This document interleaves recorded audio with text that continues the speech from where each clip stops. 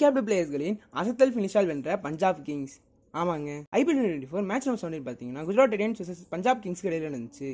இதில் டாஸ் ஜெயிச்ச பஞ்சாப் கிங்ஸ் பார்த்தீங்கன்னா ஃபர்ஸ்ட் பவுலிங் சூஸ் பண்ணியிருந்தாங்க. ஃபர்ஸ்ட் பேட்டிங் பண்ண குஜராத் டைட்டன்ஸ்க்கு பார்த்தீங்கன்னா கேப்டன் சுப்மன் கில் பொறுப்பாக விளாண்டு 89 ரன்ஸ் இன் 48 பால்ஸ்ல அடிச்சு ஒரு சைடு நாட் அவுட்டாக இருந்தார். மறுபக்கம் பார்த்தீங்கன்னா சாய் சுதர்ஷன் 33 ரன்ஸ் இன் 19 பால்ஸ்லையும் ராகுல் டெவாட்டியா 23 ரன்ஸ் இன் 8 பால்ஸ்லையும் அடிச்சதுனால குஜராத் டைட்டன்ஸ் பார்த்தீங்கன்னா 20 ஓவர்ஸ் முடிவில் 199 for 4 முடிச்சிருந்தாங்க. 200 சேஸ் பண்ண பஞ்சாப் கிங்ஸ் பார்த்தீங்கன்னா டாப் 4 பேட்ஸ்மேன் இழந்து 74 for 4ன்னு தத்தளிக்கும் போது சசாங்க் சிங் உள்ள வந்து one of the best knock in is கரியரை அடிச்சு கொடுத்தாரு. எப்பயோ முடிஞ்சிருச்சு நினைச்ச மேட்சை நான் தான் முடிச்சு தருவேன்னு ஒரு சைடு வேற எவ்வளோ விளாண்டுருந்தாரு.